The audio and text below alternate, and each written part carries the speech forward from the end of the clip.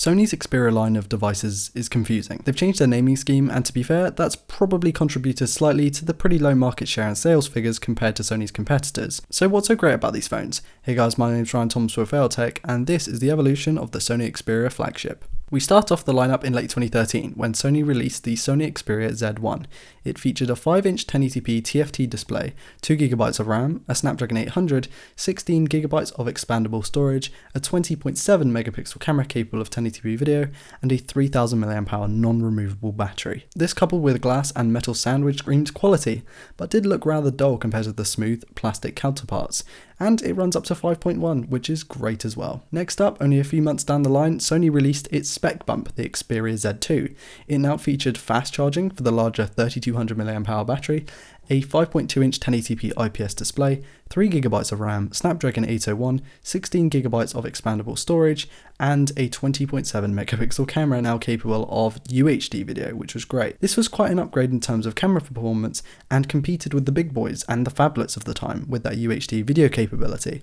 It was upgradable to 6.0.1, not bad for a skinned Android experience. Then in late 2014, Sony released the Xperia Z3. This was the first Sony flagship that I ever got my hands on personally, and it's fair to say that I was blown away with its feature set. It was almost like a rebranded Z2 in a lot of ways with the same specs, but it had a slightly smaller 3100 mAh battery this time around and a slightly higher res front camera.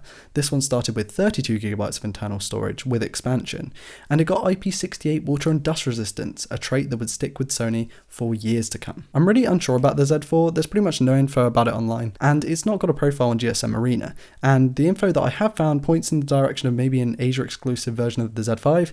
I don't know. Next phone. The Z5 from late 2015 did see a substantial improvement in most areas. The cameras were boosted in resolution to 23 megapixels, rear and 5 megapixels front. System on the chip switched to the Snapdragon 810 and the battery took a substantial step down to 2900 mAh.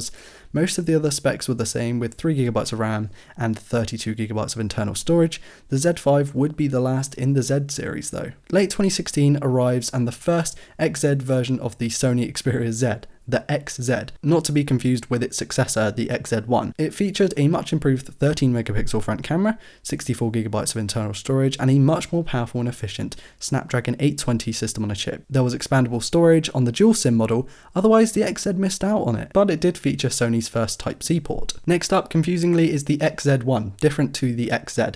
This phone was really strange. Released in late 2017, its primary shooter dropped 4 megapixels, storage was still 64GB on the high end, RAM was up to 4GB, and the Snapdragon 835 was implemented for more power and efficiency. Though the XZ's display had stayed pretty much the same throughout its life, battery took another hit to 2700 mAh, and again, microSD expansion only for the dual SIM model. Shame. And now we're back to current day. Sony changed its design pretty heavily for this one, although it didn't change its naming scheme with the XZ2. Internally, the specs jumped to 6GB of RAM, 64GB of storage, a Snapdragon 845, 19 megapixel rear camera, and weirdly a much lower res 5 megapixel front camera, a larger 3180 mAh battery, and again, microSD on the dual SIM model. The 5.7-inch Full HD Plus display and design took a big leap to 18:9, and a design that minimises bezels and complements Sony's quality IPS displays.